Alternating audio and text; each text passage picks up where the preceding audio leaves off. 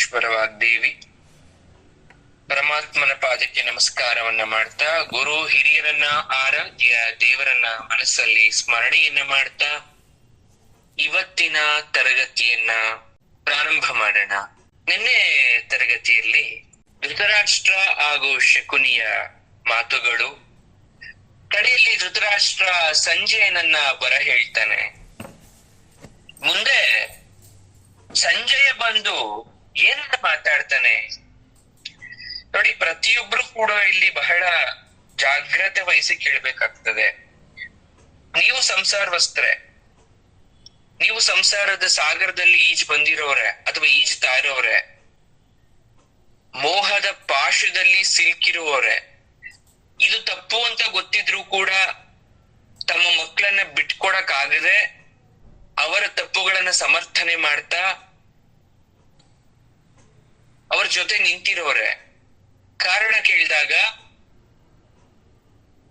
ನಮ್ಮವ್ರಿಗೆ ನಾವು ಆಗ್ಲೇಬೇಕು ಅಥವಾ ಹೆತ್ತ ಕರುಳು ಅನ್ನೋ ಮಾತು ನಿಮ್ ಕಡೆಯಿಂದ ಬರುತ್ತೆ. ಮಗ ಪಾಪಿ ಆದ್ರು, ಮಗಳು ದುಷ್ಟ ಆದ್ರೂ ಕೂಡ ಮಕ್ಳು ಮಕ್ಳೇ. ಹಾಗಾಗಿ ಅವ್ರು ಬೆನ್ನಿಗೆ ನಿಲ್ಲೇಬೇಕಲ್ವಾ? ನಿಮ್ಮಾಗೆ ಆ ಧೃತರಾಷ್ಟ್ರ ಕೂಡ ಮಗನ್ ಬೆನ್ನಿಗೆ ನಿಂತವನೆ. ಅದ್ರ ಪರಿಣಾಮವಾಗಿ ಏನೆಲ್ಲ ಆಯ್ತು? ನಮ್ಮ ಸುತ್ತಮುತ್ತ ಇರೋರು ನಮ್ಮ ಸದಾಕಾಲ ನೋಡ್ತಾ ಇರ್ತಾರಲ್ವಾ. ಹಾಗೆ ಇಲ್ಲಿ ಸಂಜಯ ಬಹಳ ಪ್ರಮುಖವಾದ ಪಾತ್ರಧಾರಿ. ಅವ್ನ ಕಡೆ ಮಾತು ಹೇಳ್ತಾನೆ, ಅದ್ಯಾವ ಜನ್ಮದಲ್ಲಿ ಅದೇನ್ ಪುಣ್ಯ ಮಾಡಿದ್ನೋ ಗೊತ್ತಿಲ್ಲ, ನನ್ ತಂದೆ ತಾಯಿ ಅದೇನ್ ಪುಣ್ಯ ಮಾಡಿ ನಾನು ಎತ್ತಿದ್ರು ಗೊತ್ತಿಲ್ಲ, ನನ್ ಕೀಳ್ ಜಾತಿಲಿ ಹುಟ್ಟಿದ್ರು ಕೂಡ ಪರಮಾತ್ಮನ ನೋಡೋ ಭಾಗ್ಯ ಸಿಕ್ತು. ಹೇಗೆ ಅರ್ಜುನ ಒಬ್ಬನೇ ನೋಡ್ಲಿಲ್ಲ, ಪರಮಾತ್ಮನ ವಿರಾಟ ರೂಪವನ್ನ ಸಂಜಯ ಕೂಡ ನೋಡ್ತಾ ಇದ್ದ ದಿವ್ಯ ದೃಷ್ಟಿಯಿಂದ. ಗಡಗಡ ಅಂತ ಕಣ್ಣಲ್ಲಿ ನೀರಾಗ್ತಾ ಇದ್ದ, ಮೌನಿಯಾಗಿದ್ದ. ಪಕ್ಕದಲ್ಲಿ ಧೃತರಾಷ್ಟ್ರ ಕೂತಿದ್ದ. ಯಾಕೆ ಸುಮ್ನೆ ಆಗ್ಬಿಟ್ಟೆ, ಏನಾಯ್ತು ಸಂಜಯ ಅಂತ ಕೇಳಿದ್ನಂತೆ. ಅವನೇನು ಮಾತಾಡ್ಲಿಲ್ಲ. 2 ಸಲ ಕೇಳ್ದ, ಮಾತಾಡ್ಲಿಲ್ಲ. 3ನೇ ಸಲ ಗಟ್ಟಿಯಾಗಿ ಸಂಜಯ ಅಂತ ಕೂಗ್ದಾಗ ಸಂಜಯ ಹೇಳ್ತಾನೆ, ಬದುಕಿನ ಅತ್ಯಂತ ಅಮೂಲ್ಯವಾದಂತಹ ಯಾವ ದೇವದಾನವರಿಗೂ ಕೂಡ, ಋಷಿ ಮುನಿಗಳಿಗೂ ಕೂಡ ಸಿಗದಂತಹ ಭಾಗ್ಯದ ಆನಂದ ಕಡಲಲ್ಲಿ ನಾನು ತೇಲ್ತಾ ಇದ್ದೆ ಮಹಾರಾಜ. ಇಂತಹ ಸಂಜಯ ಧೃತರಾಷ್ಟ್ರನಿಗೆ ಆಗ್ತಕ್ಕಂಥ ಸಂಪೂರ್ಣ ಘಟನೆಯನ್ನ ವಿವರಿಸ್ತಕ್ಕಂಥ ಸಮಯ. ಇನ್ನು ಯುದ್ಧ ಪ್ರಾರಂಭನೇ ಆಗ್ಲಿಲ್ಲ. ಆಗ್ಲೇ ಧೃತರಾಷ್ಟ್ರನಿಗೆ ಸಂಜಯ್ ಜೊತೆ ಮಾತಾಡ್ತಕ್ಕಂಥದ ಒಂದು ಆಸೆ. ಯಾಕಂದ್ರೆ ಅವನ ಮನಸ್ಸಿಗೆ ಸಮಾಧಾನ ನೀಡ್ತಕ್ಕಂಥವ್ರು ಯಾರೂ ಇಲ್ಲ. ಆತಂಕ, ಚಿಂತೆ, ಏನಾಗುತ್ತೋ ಅನ್ನೋ ಭಯ. ಯಾಕಂದ್ರೆ ಅವನು ಧರ್ಮ ಮಾರ್ಗದಲ್ಲಿಲ್ಲ. ಸಂಜಯ ಹೋಗ್ತಾನೆ ಮಹಾರಾಜರ ಬಳಿಗೆ. ಸಂಜಯ ಬಂದ, ಹೇಗಿದ್ಯಾ, ಚೆನ್ನಾಗಿದ್ಯಾ? ಇದೇನ್ ಸ್ವಾಮಿಗಳೇ, ಇದೇನ್ ಮಹಾರಾಜ, ದಿನ ನಿಮ್ ಜೊತೆ ಸೇವೆ ಮಾಡ್ತಾ ಇದ್ದೀನಿ, ಹೊಸದಾಗಿ ಎಲ್ಲೋ ಹೋಗ್ ಬಂದಿರೋ ತರ ಚೆನ್ನಾಗಿದ್ಯಾ, ಸೌಖ್ಯನ ಅಂತ ಕೇಳ್ತಾ ಇದ್ದೀರಲ್ಲ. ಯಾವತ್ತೂ ಇಲ್ಲದ ಪ್ರಶ್ನೆ ಯಾಕೆ ಇವತ್ ಕೇಳ್ತಾ ಇದ್ದೀರಾ? ಯಾವ್ದಾದ್ರು ವಿಚಾರ ತಿಳ್ಕೊಬೇಕಿತ್ತಲ್ಲ ನಿಂದ? ಸಂಜಯ ಕೇಳ್ದ, ಉತ್ತರ ಕೊಟ್ಟ. ಕೋಪ ಯಾಕೆ ಮಾಡ್ಕೊಂತೀಯ ಸಂಜಯ? ನೀನ್ ಆಪ್ತ, ಸುಮ್ನೆ ಕೇಳ್ದ ಅಷ್ಟೇ. ಅರ್ಥವಿತ್ತು ಸಂಜಯನಿಗೆ. ಯಾವ ಉದ್ದೇಶವನ್ನು ಇಟ್ಕೊಂಡು ಮಹಾರಾಜ ಈ ರೀತಿ ಕೇಳ್ತಾ ಇದ್ದಾನೆ, ಆದ್ರೆ ವಿಚಾರ ಕೇಳಕ್ಕೆ ಸಂಕೋಚ ಅಥವಾ ಭಯ ಇರ್ಬೋದೇನೋ, ಹಿಂಜರಿತಾ ಇದ್ದಾನೆ ಅವನು ಕೇಳಕ್ಕೆ. ಶುರು ಮಾಡ್ದ, ಹೋಗ್ಲಿ ಧೃತರಾಷ್ಟ್ರನೇ ಸಂಜಯ, ಯಾಕೋ ಮನಸ್ಸಿಗೆ ಶಾಂತಿ ಇಲ್ಲ, ಏನ್ ಮಾಡ್ಲಿ? ನೀನು ವ್ಯಾಸ ಶಿಷ್ಯ, ವೇದಾಂತಿ, ವಿವೇಕಿ, ಜ್ಞಾನಿ. ಏನಾದ್ರೂ ಮನಸ್ಸಿಗೆ ಶಾಂತಿ ಬರುವಂತ 2 ಮಾತನ್ನ ಹೇಳಬಾರ್ದೆ? ದೊರೆಗಳೇ, ಅಶಾಂತಿಗೆ ಕಾರಣ ಯುದ್ಧದ ವಾತಾವರಣ, ಈ ಕಲಹ, ಈ ಕುಲ ವೈಷಮ್ಯ. ನಿಮ್ಗೂ ತಿಳಿದಿರೋ ವಿಚಾರ, ಈ ಅಶಾಂತಿಯನ್ನ ನಿವಾರಣೆ ಮಾಡ್ತಕ್ಕಂತ ವಿಚಾರ ಅಥವಾ ಅದರ ಉಪಾಯ ನಿಮ್ ಕೈಲಿದೆ, ನನ್ ಕೈಲಿಲ್ಲ. ನನ್ನನ್ ಯಾಕೆ ಹೇಳ್ತಾ ಇದ್ದೀರಾ?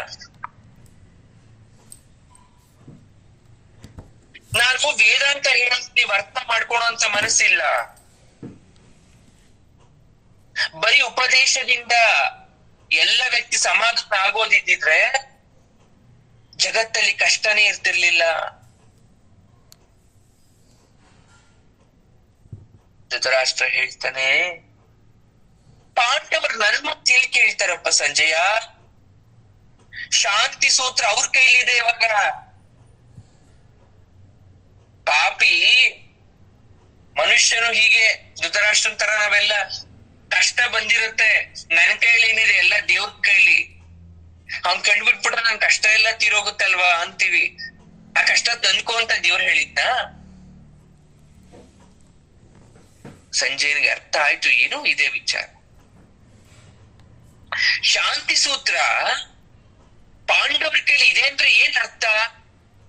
ಹಾಗಾದ್ರೆ ಕೌರವ್ರ ಕೈಲಿ ಶಾಂತಿ ಸೂತ್ರ ಇಲ್ವಾ? ಮನ್ಸಲ್ಲೇ ಮೌನವಾಗಿ ಆಲಿಸ್ತಾನೆ. ಸಂಜಯ ಯಾಕೆ ಮಾತಾಡ್ತಾ ಇಲ್ಲ? ನಾನು ಯೋಚನೆ ಮಾಡಿ ಸರಿಯಾಗಿಲ್ವಾ? ಪ್ರಭು, ಈ ಪ್ರಶ್ನೆಗೆ ಮಹಾಮಾತ್ಯರಾದಂತಹ ಮಂತ್ರಿ ಸ್ಥಾನದಲ್ಲಿ ಇರ್ತಕ್ಕಂತ ವಿದುರ ಮಾತ್ರ ಉತ್ತರ ಕೊಡ್ಲಿಕ್ಕೆ ಸಾಧ್ಯ, ನಾನಲ್ಲ.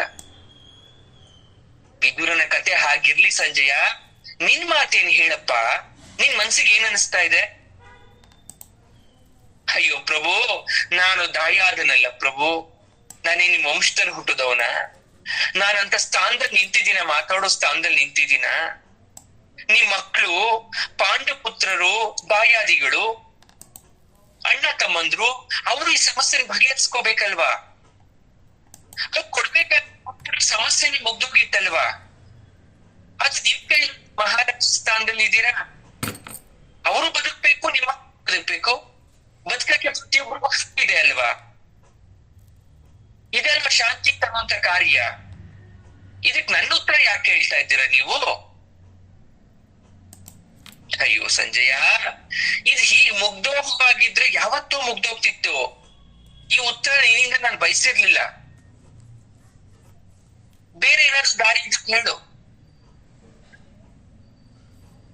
ಪ್ರಭು, ನೀವ್ ಏನ್ ಮಾತಾಡ್ತಾ ಇದ್ದೀರೋ ಅರ್ಥ ಆಗ್ತಾ ಇಲ್ಲ. ಅದೇನ್ ಹೇಳ್ಬೇಕು ಅಂತಿದ್ದೀರಾ ನೇರವಾಗಿ ಹೇಳ್ಬಿಡಿ, ಕೇಳ್ಬಿಡ್ತೀನಿ. ಯಾವ ವಿಚಾರದ ಬಗ್ಗೆ ಬೇಕು ನಿಮಗೆ? ಹೇಳ, ಕೇಳಿ ಪ್ರಭು. ನನ್ನ ಒಬ್ಬ ಮಕ್ಕಳು ಕೂಡ ಯುದ್ಧದಲ್ಲಿ ಸಾಯ್ಬಾರ್ದು, ಯುದ್ಧ ಆಗ್ಲೇಬಾರ್ದು, ಅದು ಶಾಂತಿ ಇರಬೇಕು. ಈ ರೀತಿ ಒಂದು ಉಪಾಯ ಹೇಳನ್ನಿ. ಹೇಳ್ತೀನಿ ಪ್ರಭು, ಪಾಂಡು ಪುತ್ರರಿಗೆ ಅವರ ಭಾಗವನ್ನ ಕೊಟ್ಟುಬಿಡಿ, ಅದೇ ನ್ಯಾಯ. ಅಯ್ಯೋ, ನಾನು ಕುರುಡನಾಗಿ ಹುಟ್ಟಿದ್ದು ನನ್ನ ಅಪರಾಧನ, ಅಥವಾ ವಿಧಿ ನನ್ನ ಬೇಕು ಈ ರೀತಿ ಮಾಡ್ತಾ? ನನಗೆ ಯಾವ ಸಮಸ್ಯೆಗೆ ಪರಿಹಾರ ಸಿಕ್ತಿಲ್ವಲ್ಲ. ಸಂಜಯ ಮೌನಿ ಆಗ್ತಾನೆ. ಈ ದೊರೆ ಏನ್ ಮಾತಾಡ್ತಾ ಇದ್ದಾನೆ? ಕುರುಡ ರಾಜ. ಮನುಷ್ಯನಿಗೆ ಕಣ್ ಕುರುಡಾದ್ರೂ ಕೂಡ ಮನಸ್ಸು ಯಾವಾಗ್ಲೂ ಕೂಡ ತೆರೆದಿರುತ್ತೆ ಅಂತ ಹೇಳುತ್ತೆ. ಆದ್ರೆ ಈ ಕುರುಡ ರಾಜನಿಗೆ ಮನಸ್ಸು ಕಣ್ಣು ಎಲ್ಲ ಮುಚ್ಕೊಂಡ್ಬಿಟ್ಟಿದ್ಯಾ? ಭಯಂಕರ ಯೋಚನೆ ಆಗ್ತಾ ಇದ್ದಾನೆ ಇವನು. ಇವನಿಗೆ ಶಾಂತಿ ಬೇಕು ಅಂತಾನೆ. ಶಾಂತಿ ಬರಕ್ಕೆ ಏನ್ ಇದನ್ನ ಮತ್ತೆ ಅಶಾಂತಿ ಉಂಟಾಗ್ತಾ ಇದ್ದಾನೆ. ಸಂಜಯ ಹೇಳ್ತಾನೆ, ದೊರೆ, ವಿಧಿಯ ಆಟಕ್ಕೆ ಯಾರು ಉತ್ತರ ಕೊಡಕ್ ಆಗಲ್ಲಪ್ಪ.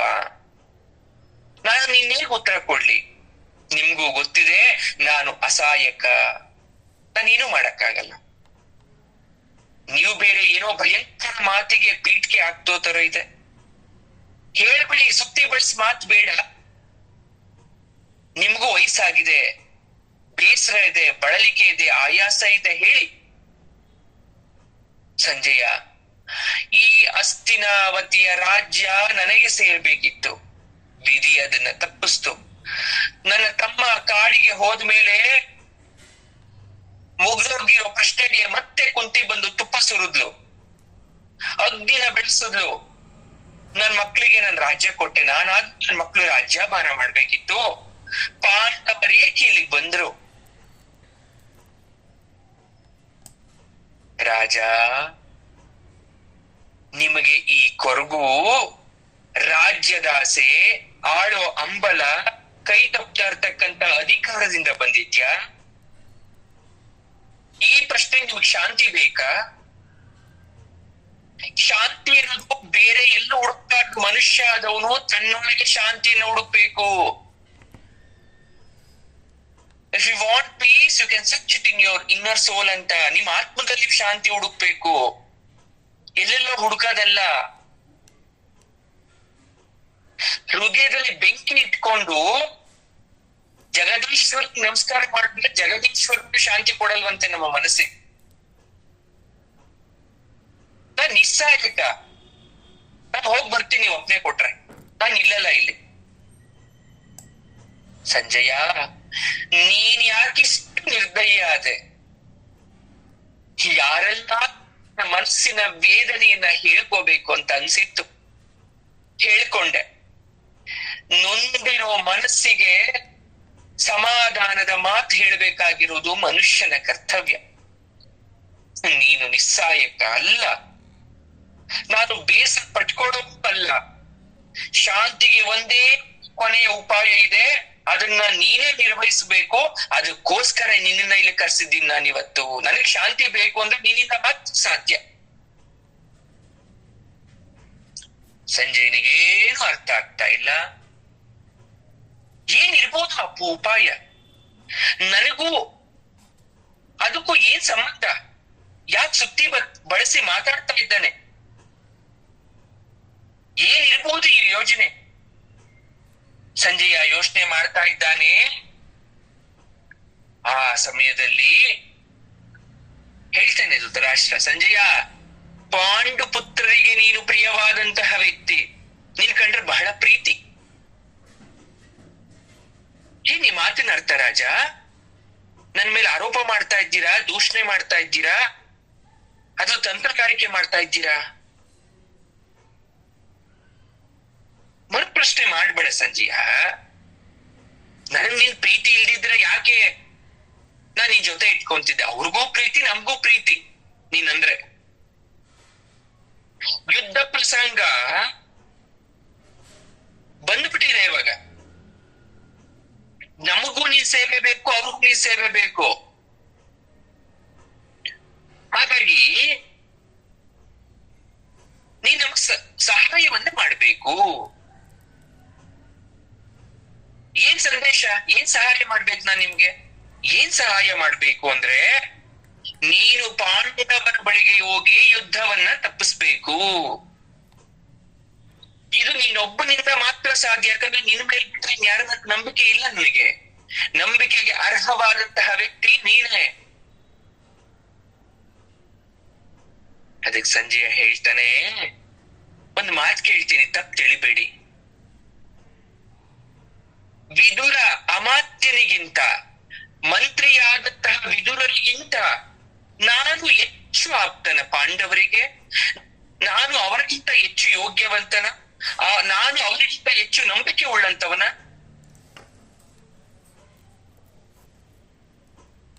ಅದಕ್ಕೆ ಧೃತರಾಷ್ಟ್ರ ಹೇಳ್ದ, ವಿದುರ ನಿಷ್ಠುರಿ. ಅವನು ಯಾವ್ದು ಸರಿ ಯಾವ್ದು ತಪ್ಪು ಅಂತ ಆಲೋಚನೆಯನ್ನ ಮಾಡದೆ ಕಣ್ಮುಚ್ಕೊಂಡು ಸದಾಕಾಲ ಕೃಷ್ಣ ಕಂಡ ಕ್ಷಣ ಭಜನೆಯಲ್ಲಿ ತೊಡಗ್ಬಿಡ್ತಾನೆ. ಕೃಷ್ಣನ ಪಾದ ಹಿಡ್ಕೊಂಡ್ಬಿಡ್ತಾನೆ. ಹೋಗಿರೋ ಕೆಲ್ಸನೇ ಮೈ ಮರ್ತು ಬಿಡ್ತಾನೆ. ಆದ್ರೆ ನೀನ್ ಹಾಗಲ್ಲ, ಬಹಳ ಚುರುಕು. ನೀನ್ ಹೋದ ಕೆಲ್ಸ ಮಾಡ್ಕೊಟ್ ಬಂದೇ ಬರ್ತೀಯ. ಯಾಕೆ ಜೂಜಿ ಗೊತ್ತಿಲ್ವ ನಿನಗೆ? ಆಸ್ಥಾನದಿಂದ ಹೊರಟರೆ ಹೋಗ್ತಾ ಒಂದು ಜಗಳ ಮಾಡ್ಕೊಂಡು ಸಂಜಯ ಹೇಳ್ತಾನೆ, ಪ್ರಭು ಮಾತು ಯಾವ ಕಡೆನೂ ಹೋಗ್ತಾ ಇದೆ. ವಿದುರ ಅಮಾತ್ಯರಂತೆ ನಾನು ನಿಷ್ಠೂರಿ ಅಲ್ದೇ ಇರ್ಬೋದು, ನಾನು ಪಾಂಡವ ಪ್ರಿಯ ಅನ್ನೋದು ನಿಮ್ಮ ಮಕ್ಕಳ ದೃಷ್ಟಿಯಲ್ಲಿ ಇರ್ಬೋದು, ನಾನು ಬರೀ ಸೇವಕ. ವಿದುರ ಯಾರು ಅನ್ಕೊಂಡಿದ್ದೀರಾ? ಅಮಾತ್ಯರಲ್ಲ. ಅಮಾತ್ಯರಾಗಕ್ಕಿಂತ ಮುಂಚೆ ನಿನ್ನ ಸ್ವಂತ ತಮ್ಮ ಅವರು. ರಾಷ್ಟ್ರ ಹಿತದ ರಕ್ಷಣೆ ಭಾರತ ಮಂತ್ರಿ ಅಂತ ಹೇಳ್ತಾರೆ. ಈ ರಾಜ್ಯಕ್ಕೆ ಯಾವಾಗ ಏನೇನು ಬೇಕು ಅಂತ ಸಲಹೆ ಕೊಡೋರು. ಅದಕ್ಕೋಸ್ಕರ ಅವರನ್ನ ಮಂತ್ರಿಯನ್ನಾಗಿ ಮಾಡಿದ್ದೀರಾ. ಯೋಗ್ಯತೆ ಅರ್ಹತೆ ಇಲ್ದಿರೋ ನನ್ನನ್ನ ಕಳಿಸೋ ಬದ್ಲು ಅವ್ರನ್ನ ಯಾಕೆ ಕಳಿಸ್ಬಾರ್ದು ನೀವು? ಯಾಕೆ ನನ್ನನ್ನ ಕಟ್ಟಿ ಹಾಕೋ ಪ್ರಯತ್ನ ಮಾಡ್ತಾ ಇದ್ದೀರಾ ನೀವು? ನನ್ನನ್ನ ಸೇವೆಯಿಂದ ನಿವೃತ್ತಿ ಮಾಡ್ಬಿಡಿ, ನಾನು ಕೆಲಸ ಬಿಟ್ಬಿಡ್ತೀನಿ. ಪಾಂಡವರ ಪರವಾಗೂ ಇರಲ್ಲ, ಕೌರವರ ಪರವಾಗೂ ಇರಲ್ಲ. ನನಗೆ ಸಾಕು ಈ ಕೆಲಸ. ಇಬ್ರಿಗೂ ಕ್ಷೇಮ. ಯುದ್ಧ ನಿಲ್ಲಿಸೋದು ನನ್ನಿಂದ ಸಾಧ್ಯ ಇಲ್ಲ, ಇದು ಪರಮಾತ್ಮನ ಇಚ್ಛೆ. ನೀವ್ ಕಳಿಸೋ ಸಂದೇಶ ಪ್ರಾಮಾಣಿಕವಾಗಿದ್ರೆ ಕಾರ್ಯ ಸಾಧ್ಯ ಆಗ್ಬೋದೇನೋ, ಅದು ಬೇರೆ ಮಾತು. ಆಗದೆ ಹೋದ್ರೆ ನನಗೆ ಶಿಕ್ಷೆ ಆಗುತ್ತಾ ಹೇಳ್ಬಿಡಿ. ಅದಕ್ಕೋಸ್ಕರ ನಿವೃತ್ತಿ ತಗೊಂಡ್ಬಿಡ್ತೀನಿ, ಈ ಕೆಲಸ ಬೇಡ. ಯಾರ್ ಕಾದಾಡಿ ಗೆದ್ರೆ ಸೋತ್ರೆ ಈ ಸಂಜೆ ಬೇಕು. ಸಂಜೆಯ ಕೋಪ ಮಾಡ್ಕೊಂಡ್ಬಿಟ್ಟ. ರಾಜ ಹೇಳ್ತಾನೆ, ಸಂಜಯ ನೀನು ಹೀಗೆ ಕೋಪ ಮಾಡ್ಕೊಳ್ತೀಯ ಅಂತ ನಾನು ಅನ್ಕೊಂಡಿರ್ಲಿಲ್ಲ. ನಿನ್ ಸ್ವಭಾವ ಯಾವತ್ತೂ ಹೀಗಿರ್ಲಿಲ್ಲ. ನಾನ್ ನಿನ್ ಮನ್ಸಿಗೆ ಏನಾದ್ರು ನೋಯಿಸದ್ನ? ನಿನ್ ಕೈಲಿ ಆಗದೆ ಇದ್ರೆ ಬೇಡಪ್ಪ, ಬಿಟ್ಬಿಡು ಹೋಗ್ಲಿ. ಹಣೆಯಲ್ಲಿ ಬರ್ದಿರೋ ತರ ಆಗತ್ತೆ. ನಾನ್ ನಿನ್ ಶಿಕ್ಷಿಸೋದೂ ಇಲ್ಲ, ಆಕ್ಷೇಪಿಸೋದೂ ಇಲ್ಲ. ಹೋಗ್ಬಾಪ್ಪ, ಹೋಗ್ಬಾ.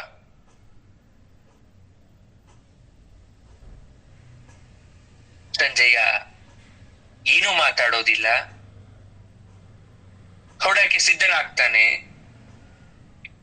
ಮುಂದೆ ಏನಾಗ್ತಾ ಇದೆ? ಪಾಂಡುಪುತ್ರರೇ, ಅಂಧ ದೊರೆಯ ಆಶೀರ್ವಾದಗಳು. ನೀವೆಲ್ಲ ಅಜ್ಞಾತವಾಸವನ್ನ ನಿರ್ವಿಘ್ನವಾಗಿ ನೆರವೇರಿಸಿಕೊಂಡು ಕಾಡಿನ ಮೂಲೆಯಲ್ಲಿದ್ದೀರಾ ಅಂತ ವಿಚಾರ ಬಂತು. ನಿಮ್ ಕಡೆ ಒಬ್ಬ ಪುರೋಹಿತ ಬಂದಿದ್ದ. ಏನು ಉತ್ತರ ಕೊಡೋ ಪರಿಸ್ಥಿತಿ ಇರ್ಲಿಲ್ಲ. ನಾನು ಯಾವತ್ತೂ ನಿಮಗ್ ಮೋಸ ಮಾಡಿಲ್ಲ ಕಣ್ರಪ್ಪ. ಯಾರ ನಿಮ್ಗೆ ಹೇಳಿ ಮೋಸ ಮಾಡಿಸ್ತವನು ಅಲ್ಲ. ಯುಧಿಷ್ಠಿರ, ನೀನನ್ನೆಲ್ಲ ಅಜಾತ ಶತ್ರು ಅಂದ್ರೆ ಶತ್ರುನೇ ವ್ಯಕ್ತಿ, ಬಹಳ ಒಳ್ಳೆಯವರು ಅಂತ ಕೊಂಡಾಡ್ತಾರೆ. ಅದ್ ಯಾವತ್ತೂ ಹಾಗೆ ಇರ್ಲಿ. ಪಾಂಡುಪುತ್ರರು ಬೇರೆ ಅಲ್ಲ, ಮಕ್ಕಳು ಬೇರೆ ಅಲ್ಲ. ನೀವು ಬಾಹುಬಲದಿಂದ ಸಂಪಾದಿಸಿದ ಐಶ್ವರ್ಯ, ಸಮಸ್ತ ಪೃಥ್ವಿ ರಾಜಸೂಯ ಯಾಗದಲ್ಲಿ ಗೆದ್ದು ವೈಭವದಿಂದ ಚಕ್ರವರ್ತಿ ಪದವಿಯನ್ನು ಅನುಭವಿಸ್ತವ್ ನೀವು. ದ್ಯೂತದಲ್ಲಿ ಉದಾಹರಣೆ ಸೋತು ಬಿಟ್ಕೊಂಡು ಹೋದವ್ ನೀವು. ವ್ರತವನ್ನ ಪಾಲಿಸಿದ್ರಿ, ಧರ್ಮ ಪಾಲಿಸಿದ್ರಿ ನೀವು. ಧರ್ಮ ನಿಮ್ಮನ್ನ ಕಾಪಾಡ್ತು. ಸುಖ ದುಃಖ, ಬಿಸಿಲು ಮಳೆ ಗಾಳಿ, ಹಸಿವು ಬಾಯಾರಿಕೆ, ನಿದ್ರೆ, ಕೋಪ ಸಂತೋಷ ಎಲ್ಲವನ್ನ ಎದುರಿಸಿ ಜಯ ಗಳಿಸ್ತವ್ರು ನೀವು. ಯಾಕೆ ಹೇಳಿ? ಧರ್ಮ ನಿಮ್ಮನ್ನ ಗೆಲ್ಲಿಸ್ತು. ಹಾಗಾಗಿ ನಿಮ್ಮ ಪಾಂಡುಪುತ್ರ ಪ್ರತಿಯೊಬ್ರು ಅದಕ್ಕೆ ನಿಮ್ಮನ್ನ ಪ್ರೀತಿಸೋದು. ಸ್ನೇಹ ಯಾವತ್ತು ನಾಶ ಆಗಬಾರದು. ನೀವು ದೂರ ಇರಿ, ಹತ್ರ ಇರಿ, ಯಾವತ್ತು ಸ್ನೇಹ ಬಿಡಬಾರದು. ನನ್ನ ಮಗ ದುರ್ಯೋಧನ ಪಾಪಿ, ಮಂದ ಬುದ್ಧಿ. ಅವನು ಕೆಟ್ಟ ಸಹವಾಸ, ಯಾರು ಕೆಟ್ಟವನು? ಕರ್ಣ. ಆ ಕೆಟ್ಟವನು ಸಹವಾಸ ಮಾಡಿ ಹಾಳಾಗೋಗ್ಬಿಟ್ಟಿದ್ದಾನೆ. ನಿಮ್ ತರ ಒಳ್ಳೆ ಗುಣ ಬೆಳೆಸ್ಕೊಳ್ಳೇ ಇಲ್ಲ. ಈಗ ನನ್ನ ಮಗ ದ್ವೇಷ ಅನ್ನೋ ಹಗೆತನದಲ್ಲಿ ಮೃತ್ಯು ಕೋಪದಲ್ಲಿ ಬಿದ್ದಿದ್ದಾನೆ. ಇನ್ನೇ ಸಾವವನಿಗೆ. ನೀವಿನ್ನೂ ಬದುಕಿರ್ಬೇಕಾದ್ರೆ ನಿಮ್ಮ ಭಾಗದ ರಾಜ್ಯವನ್ನ ಆಳ್ತಾ ಇದ್ದಾನೆ. ನನ್ಗೆ ಗೊತ್ತು ಇದು ಸರಿ ಇಲ್ಲ ಅಂತ, ಆದ್ರೆ ಏನ್ ಮಾಡೋದು? ಅರ್ಜುನನಿಗೆ ಕೃಷ್ಣ ಸದಾಕಾಲ ಸ್ನೇಹಿತನಾಗಿ ನಿಂತಿರ್ತಾನೆ. ಸಾತ್ಯಕಿ ಇರ್ತಾರೆ, ವೀರ ಶೂರರಜ್ಜನ ನೀವೆಲ್ಲ ನೋಡಪ್ಪ. ಪಾಂಡು ಪುತ್ರನಿಗೆ ಅವರ ಭಾಗ ಕೊಡಿ ಅಂತ ನಾನು ಹೇಳ್ದೆ, ಆದ್ರೆ ಅವನನ್ನ ಮಾತನ್ನ ಕೇಳಲೇ ಇಲ್ವೇ. ಏನು ಮಾಡ್ಲಿ ನಾನು? ಯುಧಿಷ್ಠಿರ, ನಿನ್ನ ತಮ್ಮ ಅರ್ಜುನ ಸಾಮಾನ್ಯನ ಅವನು? ದೇವೇಂದ್ರನನ್ನ ಸೋಲಿಸ್ತವನು, ಅಗ್ನಿಗೆ ತೃಪ್ತಿ ಪಡಿಸ್ತವನು. ಏನ್ ಭೀಮ ಸಾಮಾನ್ಯನ? ಗದಾಧರನಾಗಿ ನಿಂತು ಬಿಟ್ರೆ ಅವನ ಮತ್ತೆ ಯಾರು ಇಲ್ಲಲ್ಲ. ಬಿಲ್ಲೆತ್ತುವಲ್ಲಿ, ಆರೆ ಪಡಿಸುವಲ್ಲಿ, ಬಾಹುಬಲದಲ್ಲಿ ಅರ್ಜುನನ ಮುಂದೆ ಯಾರು ಸರಿಸಮಾನರಿಲ್ಲ. 10,000 ಆನೆ ಬಂದ ವೀರ ಕೂಡ ಏನು ಮಾಡ್ಕೊಳಕ್ಕಾಗಲ್ಲ. ನನಗ್ ಭಯ ಆಗ್ತಾ ಇದೆ. ಯಾರನ್ನ ಸಮಾಧಾನ ಮಾಡಕ್ ಹೋಗ್ರೆ ಭೀಮನ್ ಮುಂದೆ ಹೋಗಿ ನಿಂತ್ಕೊಂಡ ಅವನ ಕೋಪ ಸುಮ್ನೆ ಬಿಡುತ್ತಾ? ಜೂಜಿನ ಸಭೆಯಲ್ಲಿ ಉಗ್ರ ಪ್ರತಿಜ್ಞೆ ಬೇರೆ ಮಾಡಿದ್ದಾನ ಅವನು, ಅದ್ ನೆರವೇರದೆ ಇರುತ್ತಾ? ಅಯ್ಯೋ, ನನ್ನ ಮಕ್ಕಳನ್ನ ಇನ್ಯಾರು ಉಳಿಸ್ತಾರಪ್ಪ? ಇನ್ನ ಮಾದರಿ ಪುತ್ರರಾದ ನಕುಲ ಸಹದೇವರು ಬಲಿಷ್ಠರು, ಚುರುಕು ಕೈಗಳ ಶಸ್ತ್ರಧಾರಿಗಳು. ಅವ್ರು ಏನಾದ್ರೂ ಗಿಡುಗುಡುಗಳಂತೆ ಅಂದ್ರೆ ಹದ್ದಿನಂತೆ, ರಣ ಹದ್ದಿನಂತೆ ಎರಗ್ಬಿಟ್ರೆ ಅವ್ರನ್ನ ಎದುರಿಸಕ್ ಯಾರಿಗೂ ಸಾಧ್ಯ ಇಲ್ಲ.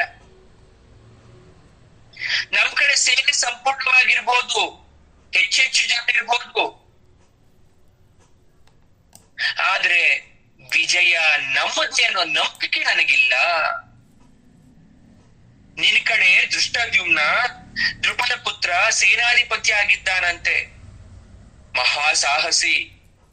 ದ್ರೋಣನ ಶಿಷ್ಯ ಬೇರೆ, ಅಗ್ನಿ ಸಂಜಾತ ಬೇರೆ, ಅಗ್ನಿಯ ವರಬಲದಿಂದ ಹುಟ್ಟಿದವನವನು. ಇನ್ನು ವಿರಾಟ ರಾಜ ವೃದ್ಧನಾದ್ರೂ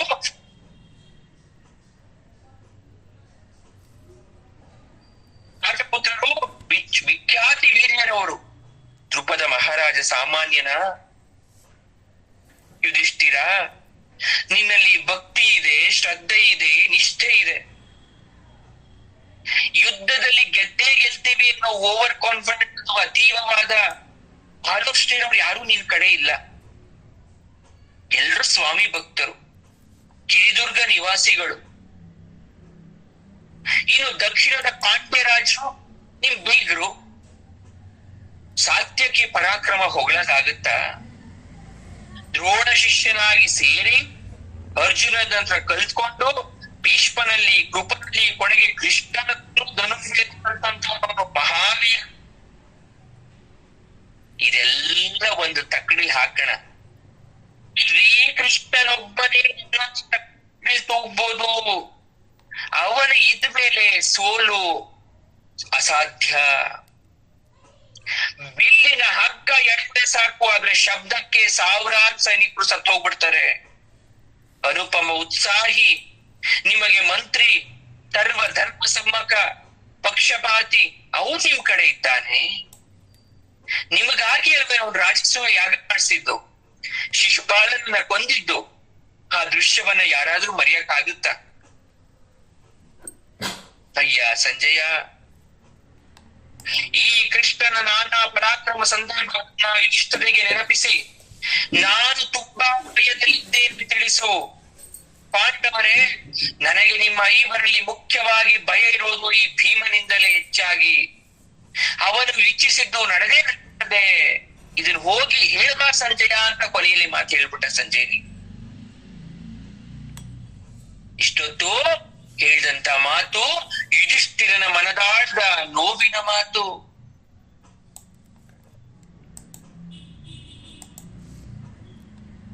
ಇದಕ್ ಸಂಜಯನಿಗೆ ಹೇಳ್ತಾ ಇದ್ದಾರೆ, ಹೋಗಿ ಹೇಳಬ. ಎಷ್ಟು ನಾಚಿಕ ಮಾತಾಡ್ದ. ಎಲ್ಲ ಒಳ್ಳೊಳ್ಳೆ ಮಾತಿರ್ಲಿ, ಕೆಟ್ಟ ಮಾತು ಬರಲೇ ಇಲ್ಲ. ಇದನ್ನ ಹೇಳಿದವರು, ಕೇಳಿದವರು, ಓದ್ದವರು ಧೃತರಾಷ್ಟ್ರನ ಕನಿಕರದ ಮಾತುಗಳಿಗೆ ಕರಗಲೇಬೇಕಾಗಿತ್ತು. ಧೃತರಾಷ್ಟ್ರನ ತಳಮಳಯುಕ್ತವಾದಂತಹ ಹೃದಯದ ಒಂದು ಮುಖ. ಒಬ್ಬ ಮನುಷ್ಯನಿಗೆ ನಾನಾ ಮುಖಗಳು, ವರ್ಸಟೈಲ್ ಫೇಸ್ ಅಂತ ಕರಿತೀವಿ, ಬಹುಮುಖ.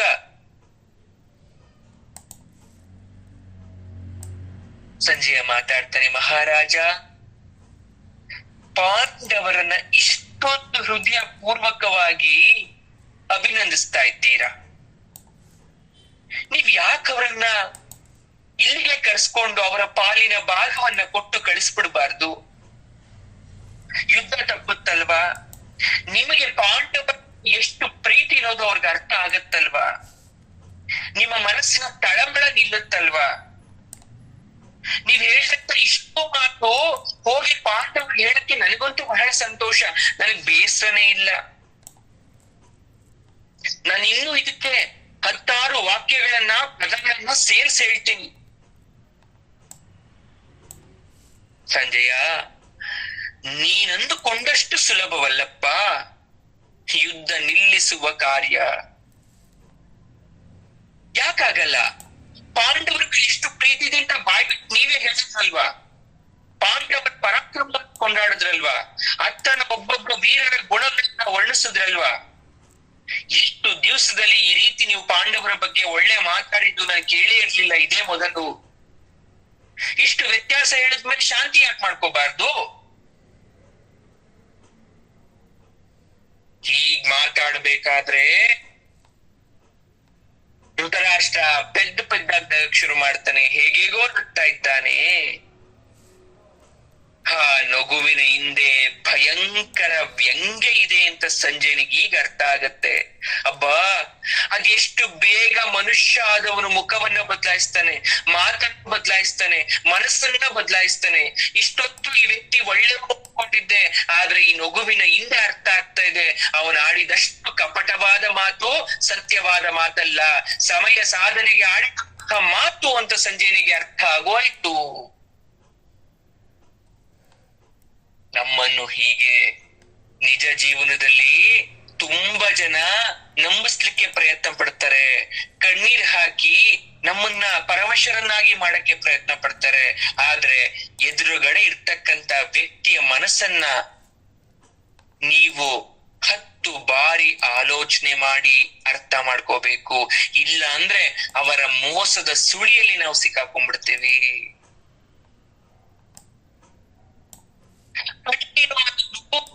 ಅಳು ಅನ್ನೋದು ಒಳ್ಳೇದಕ್ಕೂ ಬರುತ್ತೆ, ಕೆಟ್ಟದಕ್ಕೂ ಬರುತ್ತೆ. ಯಾರೊಬ್ಬ ಮಹಾತ್ಮರು ಹೇಳ್ತಾರಂತೆ, ಆಹಾ, ಕಣ್ಣೀರದು ಎಂತಹ ಕಣ್ಣೀರದು. ಮದುವೆ ಮನೆಯಲ್ಲಿ ಹೆಣ್ಣೊಬ್ಬಳು ಗಂಡನ ಮನೆಗೆ ಹೋಗುವಂತೊಂದು ಕಣ್ಣೀರು, ಮಸಣದ ಆಸೆಯಲ್ಲಿ ಹೆಣವನ್ನು ಹೊತ್ತು ನಡೆಯುವಂತ ಮತ್ತೊಂದು ಕಣ್ಣೀರು, ಕೆನ್ನೆಗೆ ಗುರುತು ಹೊಳೆದಾಗ ಕಣ್ಣೀರು, ಹೊಟ್ಟೆಗೆ ಅನ್ನವಿಲ್ಲದಾಗಲೂ ಬಂದಿತ್ತೊಂದು ಕಣ್ಣೀರು, ಸಿರಿತನ ಹೆಚ್ಚಾದಾಗ ಆನಂದದಿಂದ ಬಂದಿತ್ತೊಂದು ಕಣ್ಣೀರು, ಬಡತನ ಕಡಿಮೆಯಾದ ಬಂದಿತ್ತೊಂದು ಕಣ್ಣೀರು. ಎಲ್ಲವೂ ಕಣ್ಣೀರು. ಆದರೆ ಆ ಕಣ್ಣೀರಿನ ಹಿಂದೆ ಇರುವ ಭಾವನೆಗಳ ವ್ಯತ್ಯಾಸ ಬೇರೆ. ಹಾಗೆ ಕಣ್ಣೀರು ಅನ್ನೋದು ಯಾವಾಗ್ಲೂ ಒಂದೇ ರೀತಿ ಇರಲ್ಲ. ಒಂದೊಂದು ಕಣ್ಣೀರಿಗೆ ಒಂದೊಂದು ಅರ್ಥ. ಇದ್ರಲ್ಲಿ ಒಂದು ಹೊಸ ಕಣ್ಣೀರ್ ಸೇರ್ಕೊಂತು, ಅದೇ ಮೋಸದ ಕಣ್ಣೀರು, ಮೋಡಿಯ ಕಣ್ಣೀರು ಅಂತ. ಧೃತರಾಷ್ಟ್ರ ಹೇಳ್ತಲ್ಲ, ಅವನಿಗೆ ಎಮೋಷನಲ್ ಮಾನಸಿಕವಾಗಿ ಮನದಾಳದಿಂದ ಮಾತಾಡಿರೋ ಮಾತನ್ನ ಕೇಳ್ಬಿಟ್ಟು, ಅಯ್ಯೋ ನಮ್ ದೊಡ್ಡಪ್ಪನವ್ರು ಇಷ್ಟು ಕಷ್ಟದಲ್ಲಿ ಹೇಳ್ತಾ ಇದ್ದಾರೆ, ನಮ್ಗೆ ಯಾವ್ದೂ ಬೇಡ, ಯುದ್ಧ ನಿಲ್ಲಿಸ್ಬಿಡೋಣ ಅಂತ ಅವ್ರು ಏನಾದ್ರು ಮನಸ್ಸು ಬದಲಾವಣೆ ಮಾಡ್ತಾರ ಅಂತ ಹೇಳ್ದಂತ ಮಾತು.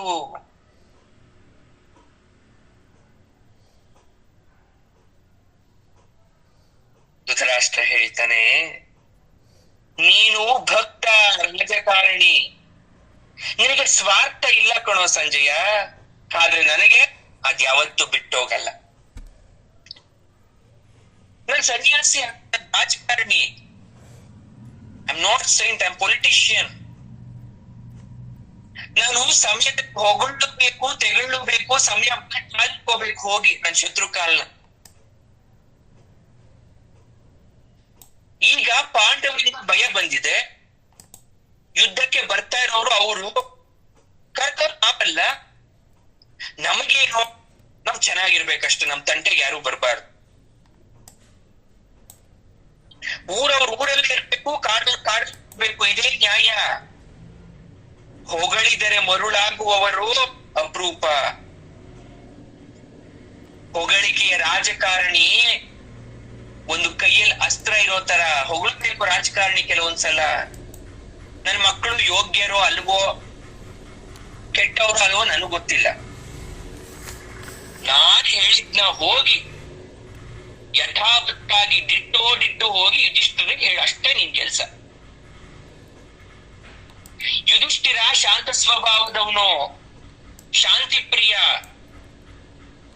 ಅವನೇನಾದ್ರೂ ನನ್ನ ಮಗನ್ ತರ ಮುಂಗೋಪಿ ಆಗಿದ್ರೆ ಜೂಜಿನ ಕಟ್ಟೆಯಲ್ಲೇ ನನ್ನ ಮಕ್ಕಳು ಸಾವಾಗುತ್ತಿತ್ತು. ಆದ್ರೆ ಅವನಂಗ್ ಮಾಡಲ್ಲ. ಅವನೇನಾದ್ರೂ ತನಗ್ ಹಾಕ್ಬಿಟ್ರೆ ಉಳಿದವರು ತೆಪ್ಪಗಾಗ್ತಾರೆ. ಆಗ ಕೃಷ್ಣ ಏನ್ ಮಾಡಕ್ಕಾಗತ್ತೆ? ನಿಸ್ಸಹಾಯಕ ಅವನು ಪ್ರಯತ್ನ ಕಡೆಗೆ ನನ್ನ ಮೊದಲ ಅಸ್ತ್ರ.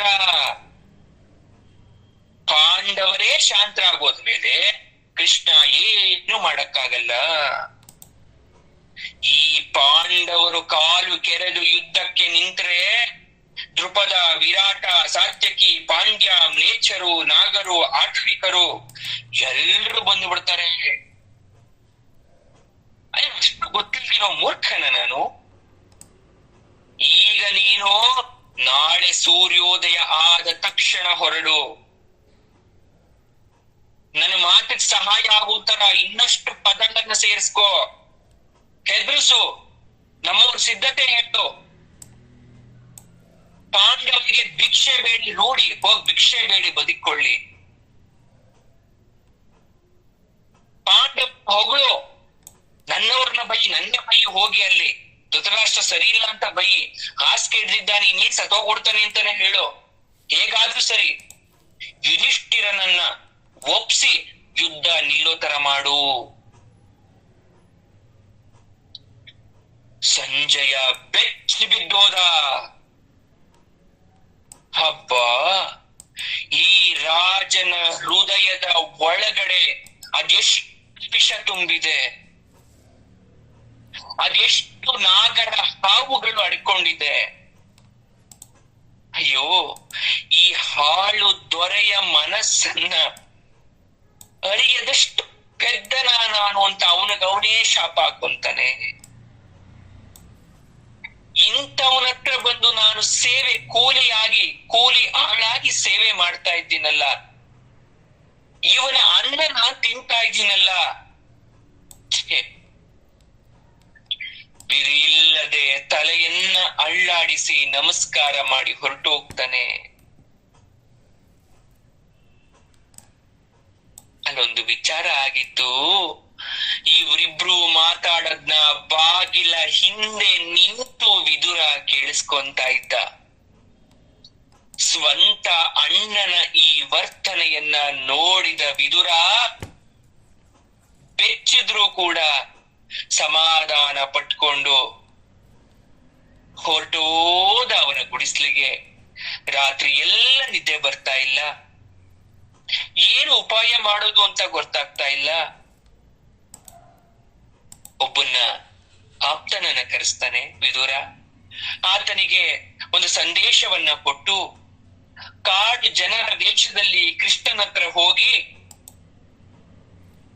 ಭೀಮನಿಗೆ ನನ್ನ ಮಾತನ್ನ ತಿಳಿಸೋ ತರ ನಿಗೂಢ ಸಂದೇಶವನ್ನ ಅವನಿಗೆ ಬಾಯಿಪಾಠ ಮಾಡಿ ಕಳಿಸ್ಬಿಡ್ತಾನೆ. ಯಾರೋ ವಿದುರ.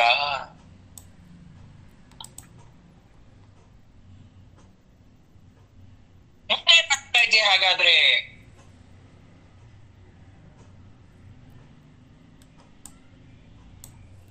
ಆ ಪಕ್ಷಿಗೆ ಹಗಲು ಹೆಣ್ಣು ಕಾಣಿಸುವುದಿಲ್ಲ, ಅದು ಹಲುತ್ತಿದೆ, ಅದಕ್ಕೆ ಸುಲಭಾಹಾರ ಬೇಕು. ಕಾಡಿನಲ್ಲಿರುವುದು ಕಾಡಿನಲ್ಲೇ ಇರಲಿ, ಅಲ್ಲಿಗೆ ಹೋಗಲಿ, ಊರಿನಲ್ಲಿರುವುದು ಊರಲ್ಲೇ ಇರಲಿ ಎಂದು ತೋಳಕ್ಕೆ ಬಯಸುತ್ತವೆ. ಇದು ಸೀಕ್ರೆಟ್ ಕೋಡ್ ವಿದುರ ಪಾಠ ಕಳಿಸಿರೋದು. ಯಾರಿಗೆ? ಒಬ್ಬನ ಕರೆಸಿ ಕಾಡು ವೇಷ ಹಾಕಿ. ಯಾಕೆ?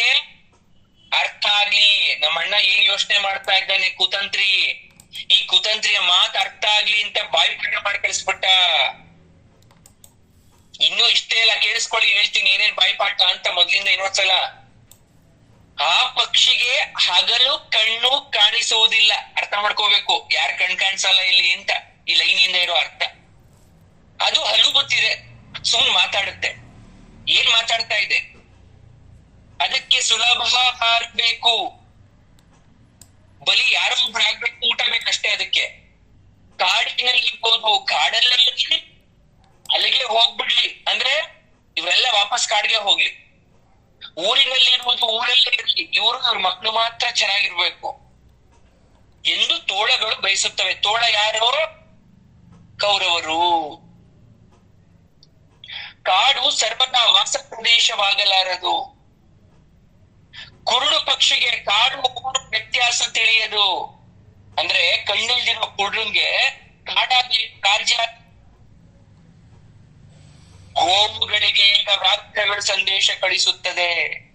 ಪಾಂಡವರು ಹಸುತರ, ಕೌರವರು ಹುಲಿ ತರ. ಹುಲಿ ಸಂದೇಶ ಕಳಿಸ್ತಾ ಇದೆ, ನಾನು ಒಳ್ಳೆ ಮಾಡ್ಬಿಟ್ಟಿದ್ದೀನಿ, ನಾನು ಈ ತಿನ್ನಲ್ಲ ಬಾ ಅಂತ. ಆ ರೀತಿ ಸಂದೇಶ ಬರ್ತಾ ಇದೆ. ಗೊಲ್ಲರ ಸಹಾಯ ಪಡೆದರೆ ಹಸುಗಳು ವ್ಯಾಘ್ರಗಳಲ್ಲಿ ಯುದ್ಧದಲ್ಲಿ ಗೆಲ್ಲಬಹುದು. ಅರ್ಥ ಮಾಡ್ಕೊಂಡ್ರ? ಯಾರು ಗೊಲ್ಲ? ಶ್ರೀಕೃಷ್ಣನ್ ಸಹಾಯ ಏನಾದ್ರು ಪಾಂಡವರು ಪಡ್ಕೊಂಡ್ಬಿಟ್ರೆ ಯುದ್ಧದಲ್ಲಿ ಜಯ ನಿಮಗೆ. ಹಸುಗಳು ಅಂದ್ರೆ ಪಾಂಡವರು, ಕೋಡ್ ವರ್ಡು. ಇದು ಪವಾಡ ಅಂತ ಕಂಡ್ರು ಕೂಡ ಕೃಷ್ಣ ಅಂತ ಹೇಳಲ್ಲ. ಗೊಲ್ಲರ ಸಹಾಯ ಬಿದ್ದರೆ ಗೋವುಗಳ ಮಂದೆಗೆ ಜಯ. ಮಂಕೇತ ಸೈನ್ಯ, ಗೋವುಗಳ ಪಾಂಡವ ಸೇನೆಗೆ ಜಯ. ಯಾವತ್ತು ಬೆಂಕಿಲಿ, ಅದಕ್ಕೊಂದು ಲೈನ್ ಬರೀತಾನೆ ವಿದುರ, ಏನು? ಅಗ್ನಿಯಲ್ಲಿ ಹುಟ್ಟುವ ಜ್ವಾಲೆಗಳ ಹೊರತು ಮಳೆಯ ಮೇಘಗಳಲ್ಲ. ಬೆಂಕಿ ಯಾವತ್ತಾದ್ರೂ ಮಳೆ ಬರೋ ಮೇಘ ಹುಟ್ಟುತ್ತಾ? ಕಿಡಿ ಹುಟ್ಟುತ್ತ? ಕಿಡಿನೇ ಹುಟ್ಟದು. ಅಗ್ನಿ ಆರ್ದಂತೆ ನೋಡ್ಕೋಬೇಕು. ಅದಕ್ಕೆ ಮೀನುಗಳ ಊರಿನ ತುಪ್ಪವೂ ಸೇರ. ಸಂಖ್ಯೆ ಮುಖ್ಯ ಅಲ್ಲ. ನೋಡಿ ಎಷ್ಟು ಚೆನ್ನಾಗಿ ಹೇಳ್ದ. ಮೀನುಗಳ ಊರಿನ ಮೀನಿರದಲ್ಲಿ ಸಮುದ್ರ ಸರೋವರ. ಆ ಸಮುದ್ರ ಸರೋವರದ ಇರ್ತಕ್ಕಂಥ ರಾಜರು, ಪಾಂಡ್ಯ ರಾಜ, ಬೇರೆ ರಾಜಗಳೆಲ್ಲ ಬಂದ್ ಸೇರ್ಕೊಳ್ಳಿ. ಯಮನಿಗೆ ಹೇಳಬೇಕು ದಾಕ್ಷಿಣ್ಯ ಬೇಡ. ನೋಡಿ, ಯಮನಿಗೆ ಹೇಳಬೇಕು ದಾಕ್ಷಿಣ್ಯ ಬೇಡ ಅಂದ್ರ ಅಲ್ಲಿ ಸತ್ತವ್ರು ಇಷ್ಟನ ಸಾಕೆ, ಯಾರ ಮೇಲೂ ಕರುಣೆ ತೋರಿಸ್ಬೇಡಿ ಅಂತ ಹೇಳುವವರು ಜಾಣರಾಗಿರಲಿ. ಸತ್ಯಕ್ಕೆ ಜಯ, ಕುತಂತ್ರಕ್ಕೆ ಅಲ್ಲ. ಗೋವುಗಳಿಗೆ ಯಾರಾದ್ರೂ ಸಂದೇಶ ತರ್ಲಿ, ಆಪ್ತನು ಅನಾಪ್ತನು ಯೋಚಿಸಬಾರ್ದು. ಹಳ್ಳ ತೋಡುವ ಆಯುಧಗಳ ಪರೀಕ್ಷೆ ಬೇಡ. ನಯವಂಚಕರಿಗೆ ಜಾತಿ ಇಲ್ಲ. ಸೂತರು ಬ್ರಾಹ್ಮಣರು ಶಕ್ತಿ ಇರುವಂತೆ ಯಾರೋ ಯೋಚಿಸ. ಈ ಕಡೆ ದೇವರ ಗುರುಗಳನ್ನೇ ಮಾಡ್ತಾರೆ. ಹಾಗಾಗಿ ವ್ಯಾಘ್ರಗಳು ಎತ್ತಿಗೂ ಬದಲಾಗುತ್ತಿಲ್ಲ. ಎಚ್ಚರಿಕೆ. ಇಷ್ಟು ವಿಚಾರ ಬಾಯಿಪಾಠ ಮಾಡಿ ಕಳಿಸ್ತಾ ಯಾರು? ವಿದುರ. ಒಳಗಡೆ ಅರ್ಥ ಗೊತ್ತಾಯ್ತಾ? ಈ ಮಾತಿನ ಅರ್ಥ ಏನು ಅಂತ ಗೊತ್ತಾಯ್ತಾ? ಈ ವಿಚಾರ ಹೋಗ್ಬೇಕೀಗ, ಪಾಂಡವರ ಕಿವಿ ಬೀಳ್ಬೇಕು. ಈ ಒಳಗಡೆ ಸತ್ಯನ ಅವ್ರ ಅರ್ಥ ಮಾಡ್ಕೋಬೇಕು. ಸರಿ, ಆ ಕಾಡು ವೇಷ ಹಾಕೊಂಡಿರೋನ್ ಬಂದ, ಇಷ್ಟು ಡಿಟೋ ಹೇಳ್ದ. ಒಂದ್ ಪ್ರಶ್ನೆ, ಗುರುಗಳ ಯಾಕೆ ಇಷ್ಟೆಲ್ಲ ಸುತ್ತಿ ಬಳಸಿ ಹೇಳ್ಬೋದಿತ್ತು, ಅವ್ನ್ ನೇರವಾಗಿ ಹೇಳ್ಬೋದಿತ್ತಲ್ಲ. ಆ ಪ್ರಶ್ನೆ ಬಂದು ಉತ್ತರ ಹೇಳ್ದವನ್ಗೂ ಅರ್ಥ ಆಗಬಾರ್ದು ಅದ್ರ ಹಿಂದ್ಗಡೆ ಏನಿದೆ ಅಂತ. ಅದಕ್ಕೆ ಅವನಿಗೆ ಬಾಯ್ಪಾಠ ಮಾಡಿ ಕಳ್ಸಿದ್ದು. ಯಾರಾದ್ರೂ ಧೃತರಾಷ್ಟ್ರ ಹಿಡಿದು ಬಿಟ್ರೆ, ದುರ್ಯೋಧನ ಹಿಡಿದು ಬಿಟ್ರೆ, ಈ ವಾಕ್ಯವನ್ನ ಹೇಳ್ಕೊಟ್ರು ಅವ್ನಿಗೆ ಅರ್ಥ ಆಗಬಾರ್ದು. ಯುಧಿಷ್ಠಿರನ ಹತ್ರ ಬಂದು ಎಲ್ಲವನ್ನ ಹೇಳಿದ್ಮೇಲೆ ಅವನನ್ನ ಕಳಿಸ್ಬಿಟ್ಟು ಯುಧಿಷ್ಠಿರ ತಲೆ ಕೆರ್ಕೊಂತವನೇ ಏನಂತ ಅರ್ಥ ಆಗ್ಲಿಲ್ಲ. ಏನೋ ಸಂದೇಶವನ್ನು ಕಳಿಸ್ತಾ ಇದ್ದಾನಲ್ಲ. ಕಣ್ಣು ಕಾಣದ ಪಕ್ಷಿ ಅಂದ್ರೇನು?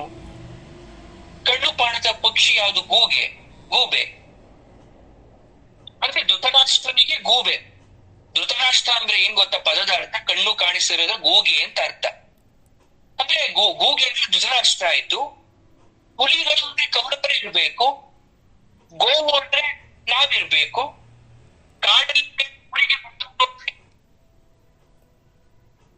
ವನವಾಸ ಮುಗಿಸ್ಕೊಂಡು ಬಂದವರು ತೋಳ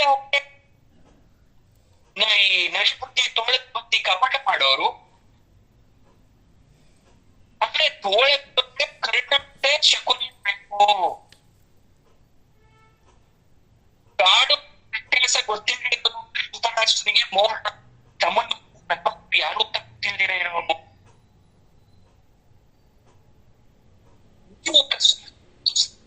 ಅಂದ್ರೆ ಕಾಡುವ ಪ್ರಸ್ತ ನಿಧಪ್ರಸ್ತ. ಓಹೋ, ಎಲ್ಲವನ್ನ ಭೇದಿಸ್ತಾ ಯುಧಿಷ್ಠಿರನಿಗೆ ಅರ್ಥ ಆಯ್ತು ಸಂದೇಶದ ಗೂಢಾರ್ಥ. ಅಬ್ಬ, ಒಬ್ಬೊಬ್ಬರ ಮುಖವನ್ನ ನೋಡ್ಕೊಂಡ್ರು ಕೃಷ್ಣ ಮಾತನ್ನ ಆರಂಭಿಸ್ತಾ ಏನ್ ಹೇಳ್ತಾನೆ ಕೃಷ್ಣ ಹಾಗಾದ್ರೆ? ಯುಧಿಷ್ಠಿರ, ಭೀಮ, ಅರ್ಜುನ, ಯಮಳ ಸೋದರರೇ,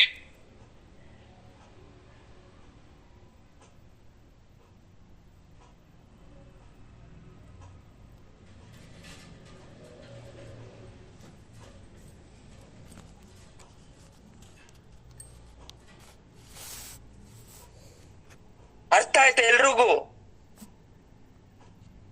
ಕೃಷ್ಣ ಹೇಳ್ತಾನೆ, ಈ ವಿಚಾರ ಯಾರು ಕಳಿಸಿರೋದು?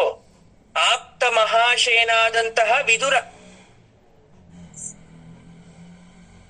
ಕುರುಡು ಪಕ್ಷಿಯ ಹೃದಯ ಜಾಗೃತವಾಗಿದೆ. ನೀವ್ ಅನ್ಕೊಂಡಿರ್ಬೋದು ಅವನ್ ಕಣ್ ಕಾಣಿಸ್ತಿರೋ ಕುರುಡ ಅಂತ, ಆದ್ರೆ ಎಲ್ಲ ಚುರುಕು ಅವನು. ಗೋವುಗಳನ್ನ ವ್ಯಾಘ್ರಗಳು ಕೊಲ್ಲೋದು ಅರಣ್ಯದ ರೀತಿ. ಅರ್ಥ ಆಗ್ತಾ ಇದೆ ನಿಮ್ಗೆ? ಗೊಲ್ಲ ಇರೋದು ಗೋವುಗಳ ರಕ್ಷಣೆಗೆ, ವ್ಯಾಘ್ರದ ರಕ್ಷಣೆಗಲ್ಲ. ಅವನ್ ಯಾವತ್ತು ಕೃಷ್ಣ ಇರೋದು ಒಳ್ಳೆಯವ್ರನ್ನ ಕಾಪಾಡಕ್ಕೆ, ಕೆಟ್ಟವ್ರನ್ನ ಕಾಪಾಡಕ್ಕಲ್ಲ ಅವನು. ಇದೆಲ್ಲ ಲೋಕಕ್ಕೆ ಗೊತ್ತಿರೋ ಸತ್ಯ. ಹಳ್ಳ ತೋಡಿ ಹಳ್ಳದೊಳಗಡೆ ಶತ್ರುವನ್ನ ಕೆಡುವುದು ಒಂದು ತಂತ್ರ. ಇದು ರಾಜಕಾರಣಿ. ನಮ್ಮ ಮೇಲೆ ಯಾರ್ಯಾರನ್ನೂ ಹಾಗೆ ಕಟ್ಟಿ ನಮ್ಮನ್ನ ಮುಗ್ಸಕ್ ನೋಡ್ತಾರೆ, ದೂರದಿಂದ ಏನು ಗೊತ್ತಿಲ್ದವ್ರಂಗೆ. ಯಾಕೆ ಮರ್ತೋದ್ರ? ದೂರ್ವಾಸರನ್ನ ಚೂ ಬಿಟ್ಟಿದ್ದು ನಮ್ಮ ಮೇಲೆ. ಆದ್ರೆ ಚೂ ಬಿಟ್ಟಿದ್ ಯಾರು? ಅವರೇ. ನಾವು ಹಾಳಾಗ್ಲಿ ಅಂತ. ಆದ್ರೂ ಏನೋ ಮಾಡಿ ಹಸುಗಳೆಲ್ಲ ಸುರಕ್ಷಿತ ಪ್ರದೇಶದಲ್ಲಿದೆ. ಈಗ ಏನಾದ್ರೂ ಮಾಡಿ ನಿಮ್ಮನ್ನ ಕೆಳಗಡೆ ಬೀಳಿಸ್ಬೇಕಲ್ವಾ? ಹಸು ಹತ್ರ ಬಂದು ನೈವಾಗಿ ಮಾತಾಡಿ, ಹುಲಿ ಬಂತಂತೆ ನೈವಾಗಿ ಮಾತಾಡ್ತಂತೆ, ಬದ್ಲಾಗ್ಬಿಟ್ಟಿದೀನಿ, ಇವತ್ ನೀನು ಅರ್ಶನ ಕುಂಕುಮ ಇಟ್ಕೊಳಕ್ಕೆ ನನ್ನ ಗವಿಗ್ ಬಾ ಅಂತ ಕರೀತಂತೆ. ಪಾಪ ಹಸು, ಪೆದ್ದ ಹಸು, ಅರ್ಶನ ಕುಂಕುಮ ಕರೀತಾ ಇದೆ ಹುಲಿ ಅಂತ ಹೋಗ್ಬಿಡ್ತಂತೆ. ಹುಲಿ ತಿಂದು ಭಕ್ಷಣೆ ಮಾಡ್ತಂತೆ. ಹಾಗೆ ಧೃತರಾಷ್ಟ್ರ ಮರಳು ಮಾಡೋ ಮಾತನ್ನ ಹೇಳಿ ಕಳ್ಸಿದ್ರೆ ಮರಳಾಗ್ತಾರ ಪಾಂಡವರು ಅಂತ. ಅದೇ ಕೃಷ್ಣ ಹೇಳ್ತಾವನೆ, ಮರಳಾಗಿ ಇವತ್ತು ಮರಳಾಗುವಂತ ಮಾತು ಬರುತ್ತಿನ್ನೇ ನಿಮ್ಗೆ. ಕ್ಷಮಾಗುಣ, ಒಳ್ಳೆತನ, ಇದ್ಯಾವುದು ತಿಳಿದೇ ಇರತಕ್ಕಂತ ನಯವಂಚಕರವರು. ವೇದ, ಧರ್ಮಶಾಸ್ತ್ರ, ರಾಜನೀತಿ ಇದ್ಯಾವುದು ಅವ್ರಿಗೆ ಬೇಕಿಲ್ಲ. ಇದೆಲ್ಲ ತಿಳ್ಕೊಳ್ಳಿ ಅಂತಾನೆ ಆಪ್ತ ಮಹಾಶಯ ಎಚ್ಚರಿಕೆಯನ್ನ ಕಳಿಸಿದ್ದಾನೆ.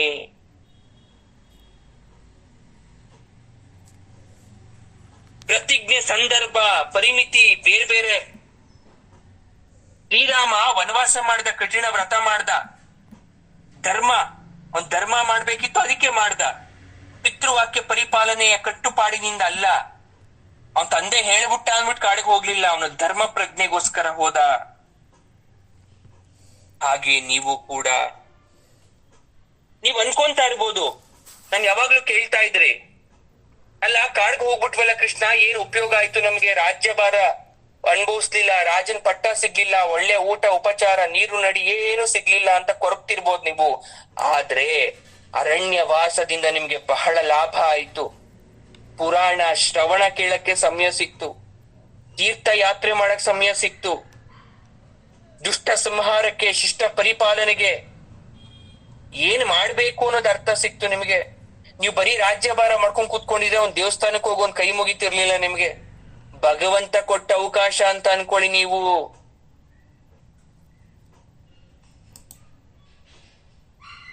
ಅಜ್ಞಾತವಾಸದಲ್ಲಿ ಯಾರೋ ಒಬ್ರು ಒಂದು ಬಲಿಷ್ಠ ಎತ್ತು ಒಂದು ಕೋಣನನ್ನ ಕೊಂದು ಬಿಟ್ರೆ ಏನ್ ಭಾರ ಆಗೋಯ್ತು ಅಥವಾ ಏನ್ ಲಾಭ ಆಯ್ತು ಅಂತ ಕೇಳಿದ್ರಲ್ಲ. ಅರ್ಜುನ ಆ ವಿರಾಟ ನಗರದಲ್ಲಿ ಅಷ್ಟೂ ಜನರ ಹಿಮ್ಮೆಟ್ಟಿಸಿ ಗೆದ್ದ. ನಿಮ್ಮ ವೀರ ಪರಾಕ್ರಮದಿಂದ ಅವ್ರನ್ನ ಬೀಗ್ರನ್ ಮಾಡ್ಕೊಂಡು ಇವತ್ತು ಅವ್ರು ನಿಮ್ ಜೊತೆಗೆ ನಿಂತಿದ್ದಾರೆ. ಸೇನೆ ಸೇರ್ಸಕ್ ಸಹಾಯ ಆಯ್ತು. ನೀವು ಅರಣ್ಯಕ್ಕೆ ಹೋಗಿದ್ದು, ವನವಾಸಕ್ಕೆ ಹೋಗಿದ್ದು.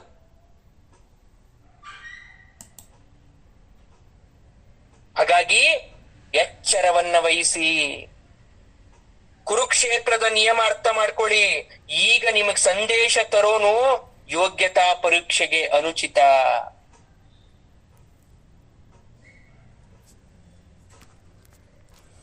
ಕೃಷ್ಣ ಬುದ್ಧಿ ಮಾತನ್ನ ಹೇಳ್ಕೊಟ್ಟ.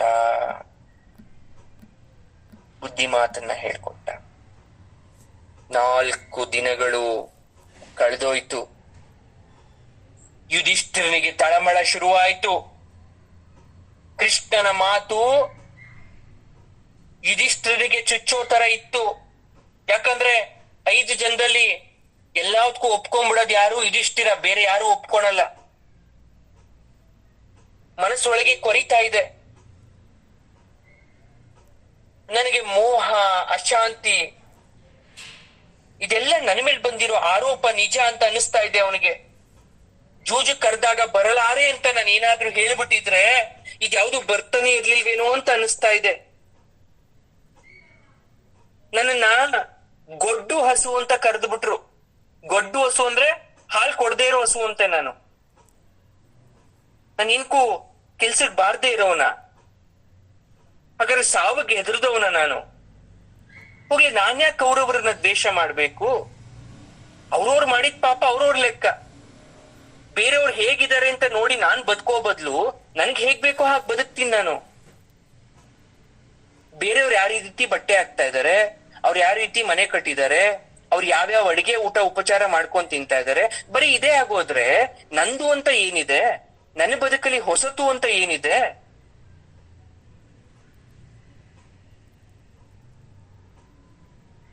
ಹಾಗಾಗಿ ಅವರವರ ಧರ್ಮ ಶ್ರದ್ಧೆ ಅವರಿಗೆ. ಕೃಷ್ಣ ಯಾಕೆ ನನ್ನನ್ನ ಹಗ್ಲಗ್ಲೆ ನನ್ನ ಮೇಲೆ ಆರೋಪ ಮಾಡ್ತಾನೆ? ತಮ್ಮ ಭೀಮನಿಗೆ ಯಾಕೆ ನನ್ನ ಮೇಲೆ ಕೋಪ? ದ್ರೌಪದಿ ಹೇಳಿ ಕೇಳಿ ಅಗ್ನಿಪುತ್ರಿ, ಅವಳ ಸ್ವಭಾವನೆ ಸಿಡ್ಗುಟ್ಟೋದು. ಸರಿ, ಚಿಕ್ಕಪ್ಪನಾದಂತಹ ವಿದುರ ಯಾಕೆ ಸಂದೇಶವನ್ನ ಕಳಿಸ್ತಾ? ಬರುವವನು ಸಂಜೆ ಇರ್ಬೇಕು, ಅವನ್ ತರೋದು ಮೋಸದ ಮಾತು ಅಂತ ಚಿಕ್ಕಪ್ಪ ಎಚ್ಚರಿಕೆ ಕೊಟ್ಟದ. ಅದೇ ಸಂಜೆ ನಮ್ಗೆ ಆಪ್ತ, ವ್ಯಾಸ ಶಿಷ್ಯ ಬೇರೆ. ಅವನ್ ತರೋ ಮಾತಲ್ಲಿ ವಿಷ ಇರುತ್ತಾ, ಸುಳ್ಳಿರುತ್ತಾ? ಹಾಗಾದ್ರೆ ಅವನು ನಂಬಾರ್ದ ನಾವು? ಶಕುನಿನೋ ಕರ್ಣನನ್ನೋ ಸಂದೇಶ ವಾಹಕವಾಗಿ ಕಳಿಸ್ಬೋದಿತ್ತಲ್ಲ ವಿದುರ. ಛೇ, ನಾನು ಯಾರನ್ನ ನಂಬ್ಲಿ, ಯಾರನ್ನು ಬಿಡ್ಲಿ ಒಂದು ಗೊತ್ತಾಗ್ತಾ ಇಲ್ಲ ಅನ್ನೋ ಸಾಕಷ್ಟು ಗೊಂದಲದಲ್ಲಿ ಯುಧಿಷ್ಠಿರ ಇದ್ದಾನೆ. 4 ದಿನ ಕಳೆದ ಮೇಲೆ ಸಂಜಯ ಬಂದ. ಅರಮನೆಯ ಸೇವಕರು ಅವನನ್ನ ನೋಡ್ತಾರೆ. ಪಾಪ ಸಂಜಯನಿಗೆ ಅಳುಕು, ಬೇಸರ. ವಂಚಕರ ರಾಯಭಾರಿಯಾಗಿ ಬಂದಿದ್ದೀನಿ, ಪಾಂಡವರಿಗೆ ಪ್ರಿಯನಾದ್ರೂ ಕೂಡ ಶತ್ರು ಪಾಳ್ಯದಿಂದ ಬಂದಿದ್ದೀನಿ. ಅವನ್ಗೇನ್ ಹೇಳ್ಬೇಕು ಅಂತ ಗೊತ್ತಾಗ್ತಾ ಇಲ್ಲ. ಇವನು ಬರೋ ಹೊತ್ತಿಗೆ ಶ್ರೀಕೃಷ್ಣ ಅವ್ರ ಜೊತೆನೇ ಇದ್ದಾನೆ, ಪಾಂಡವರ ಜೊತೆ. ಪಾಪ ಕೃಷ್ಣನ್ ನೋಡಿ ಸಂಕೋಚ ಆಗೋಯ್ತು, ಆಶ್ಚರ್ಯ ಆಗ್ಲಿಲ್ಲ.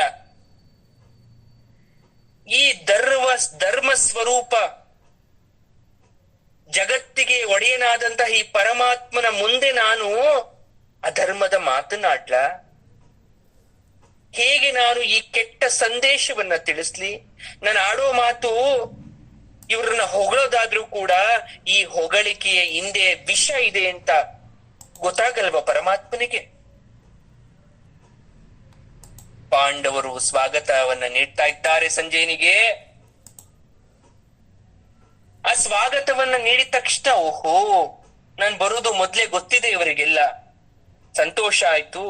ಹೃದಯದ ಭಾರ ಸ್ವಲ್ಪ ಕಡಿಮೆ ಮಾಡ್ಕೊಂಡ. ಕೃಷ್ಣನ ಎದುರುಗಡೆ ಕೂತ್ಕೊಂಡು ಆ ಧೃತರಾಷ್ಟ್ರ ಕುರುಡು ದೊರೆ ಹೇಳಿದಂತ ಮಾತನ್ನ ಹೇಳಕ್ಕೆ ಪ್ರಾರಂಭ ಮಾಡ್ತಾ ಇದ್ದಾನೆ. ಹೇಳಬೇಕು, ವಿಧಿ ಇಲ್ಲ. ಹೇಳಕ್ಕಿಂತ ಮುಂಚೆ ಕೃಷ್ಣ ಮಾತನ್ನ ಆರಂಭಿಸ್ತಾ, ಏನಯ್ಯ, ಹಸ್ತಿನಾಪುರದ ರಾಯಭಾರಿ, ವ್ಯಾಸ ಶಿಷ್ಯ,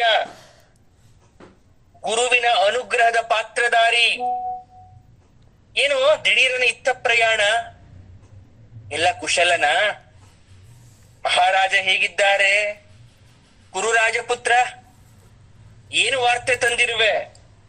ಏನ್ ಶುಭ ಸೂಚನೆನ? ಶಾಂತಿ ಪ್ರಸ್ತಾಪನ? ನನ್ ಮನ್ಸು ಯಾಕೋ ಹೇಳ್ತಾ ಇದೆ ಏನೋ ಕುರುವಂಶಕ್ಕೆ ಕೇಡ್ಕಾಗಿದೆ ಅಂತ. ಕೃಷ್ಣನ ಒಳಾರ್ಥದ ಮಾತುಗಳನ್ನ ಕೇಳಿ ಸಂಜಯ ತಡವರಿಸ್ತಾನೆ. ಕ್ಷಣಕಾಲ ಏನು ಹೇಳಕ್ ಗೊತ್ತಾಗಲ್ಲ, ಸುಮ್ಮನೆ ಇರ್ತಾನೆ. ಸ್ವಲ್ಪ ಹೊತ್ತಾದ್ಮೇಲೆ ಹೇಳ್ತಾನೆ, ಧರ್ಮ ಪ್ರಭುವಿಗೆ ಹೇಳೋದು ಏನಿದೆ ಭಗವಂತ? ಧರ್ಮ ಎತ್ತ, ಅಧರ್ಮ ಎತ್ತ. ಕಾಲನೇ ಎಲ್ರಿಗೂ ಪಾಠವನ್ನ ಕಲಿಸುತ್ತೆ. ಯುದ್ಧ ಅಂತಾದ್ಮೇಲೆ ಹರ್ಷಕ್ಕೂ ಶೋಕಕ್ಕೂ ಅವಕಾಶನೇ ಇಲ್ವಲ್ಲ ಭಗವಂತ. ನಾನೊಬ್ಬ ಪಾಪಿ, ಅರಮನೆಯ ಆಳು, ಹೇಳದಂತೆ ಕೇಳಲೇಬೇಕಾದಂತಹ ಸಂದರ್ಭದಲ್ಲಿ ಇರ್ತಕ್ಕಂಥ ಊಳಿಗದವನು. ನನ್ಗಿರೋದು ಒಂದೇ ವಸ್ತು, ಅದು ನನ್ನ ಬಾಯಿ. ಈಗ ಇದು ನನ್ನ ಬಾಯಲ್ಲ, ಆ ದೊರೆಯ ಬಾಯಿ, ಧೃತರಾಷ್ಟ್ರನ ಬಾಯಿ. ಇವನ ಮಾತನ್ನ ಧರ್ಮಪುತ್ರ ಕೇಳಿಸ್ಕೊಂಡ. ಅಷ್ಟಲ್ ಕೃಷ್ಣ ಹೇಳ್ತಾನೆ, ಸಂಜಯ, ರಾಯಭಾರಿಯ ಸಂದರ್ಭ ನಿರ್ಬಂಧವನ್ನ ನನಗೆ ಗೊತ್ತು. ಅವ್ರಿಗೆ ಎಷ್ಟು ಕಷ್ಟ ಇರುತ್ತೆ ಅಂತ ನನಗೆ ಗೊತ್ತು. ಯಾಕಂದ್ರೆ ನಾನು ಅದನ್ನ ಅನುಭವಿಸಿದ್ದೀನಿ. ದೇವಾಸುರ ಯುದ್ಧ ಅಂತಂದಿತ್ತು ವೇದ. ಹಗಲು ರಾತ್ರಿ ಯಾವತ್ತಾದ್ರೂ ಸಂಧಾನ ಮಾಡ್ಕೊಳ್ತವ? ಬೆಳಗ್ಗೆ ರಾತ್ರಿ ಹೇಳುತ್ತಂತೆ, ನೋಡು ರಾತ್ರಿ ನೀನು ಇನ್ಮೇಲೆ ಬೆಳಗಾಗು, ರಾತ್ರಿ ಆಗ್ಬೇಡ ಅಂತ. ರಾತ್ರಿ ಹೇಳುತ್ತಂತೆ, ನೋಡು ಹಗ್ಲು ನೀನ್ ಇನ್ಮೇಲೆ ಹಗ್ಲಾಗ್ಬೇಡ, ನಂತರ ರಾತ್ರಿ ಆಗಿರು ಅಂತ. ಇಬ್ರಿಗೂ ಜಗಳ ಅಂತೆ. ಇಬ್ರು ಜಗಳ ಬಗೆಹರಿಲಿಲ್ವಂತೆ. ಹಗ್ಲು ಹಗ್ಲಾಗೆ ಇದೆಯಂತೆ, ರಾತ್ರಿ ರಾತ್ರಿ ಆಗೇ ಇದೆಯಂತೆ. ಸಂಜಯನಿಗೆ ಜೂಜು ನೆನಪಾಯ್ತು. ಕಣ್ಣರಳಿಸ್ತಾನೆ. ಹಗಲು ರಾತ್ರಿ ಅಂದಿದ ತಕ್ಷಣ ಜೂಜು ನೆನಪಾಗೋಯ್ತು. ಉತ್ತರ ದಕ್ಷಿಣಾಯನಗಳು ಒಂದು ಜೋಡಿ ದಾಳ. ವರ್ಷದಲ್ಲಿ 2 ಆಯನ, ಉತ್ತರಾಯಣ ಒಂದು, ದಕ್ಷಿಣಾಯನ ಒಂದು. 3 ಋತುಗಳು ಇನ್ನೊಂದು ಜೋಡಿ. ಶುಕ್ಲ ಪಕ್ಷ, ಕೃಷ್ಣ ಪಕ್ಷ ಮತ್ತೊಂದು ಜೋಡಿ. ಎಡ ಹಗಲು ಬಲ ಹಗಲು ಮಗದೊಂದು. ಅಂದ್ರೆ ಎಲ್ಲ ದ್ವಂದ್ವ ಮಾತಿಲ್ಲಿ. ಹಾಗೆ ಕಲಿಯುಗ, ದ್ವಾಪರ. ಈ ದ್ವಾಪರ ಯುಗ ಮುಗಿತಾ ಇದೆ, ಕಲಿಯುಗ ಪ್ರಾರಂಭ ಆಗ್ಬೇಕು. ಇದೆಲ್ಲ ಕಲಿಯುಗದ ಪ್ರಭಾವ. ಪಾಪ ಮಾತ್ ಹೇಳಕ್ ಬಂದ್ ಸಂಜಯನಿಗೆ ಏನ್ ಹೇಳ್ಬೇಕು ಅಂತ ಗೊತ್ತಾಗ್ತಾ ಇಲ್ಲ. ಯಾಕಂದ್ರೆ ಕೃಷ್ಣನ ಮಾತು ಆಗಿರುತ್ತೆ. ಮುಂದೆ ಏನಾಗುತ್ತೆ ವಿಚಾರ? ಸಂಜಯ ಯಾವ ವಿಚಾರವಾಗಿ ಮಾತಾಡ್ತಾನೆ, ಅವನ ಮಾತಿಗೆ ಯಾವ ರೀತಿಯಲ್ಲಿ ಉತ್ತರವನ್ನ ನೀಡುತ್ತೆ, ಕೃಷ್ಣ ಯಾವ ರೀತಿ ಸಂದರ್ಭವನ್ನ ವಿವೇಚಿಸ್ತಾನೆ ಅಂತಕ್ಕಂಥ ಅಷ್ಟು ವಿಚಾರವನ್ನ ನಾವು ಮುಂದಿನ ಸಂಚಿಕೆಯಲ್ಲಿ ತಿಳ್ಕೊಳ್ಳೋಣ. ಅದಕ್ಕೂ ಮೊದಲು ಎಲ್ಲದಕ್ಕೂ ಸೂತ್ರಧಾರಿಯಾಗಿರ್ತಕ್ಕಂಥ ಪರಮಾತ್ಮನನ್ನ ಪ್ರಾರ್ಥಿಸುತ್ತಾ ಸರ್ವಂ ಶ್ರೀ ಕೃಷ್ಣಾರ್ಪಣಮಸ್ತು ಅಂತ ಹೇಳೋಣ. ಶುಭ ಆಗ್ಲಿ.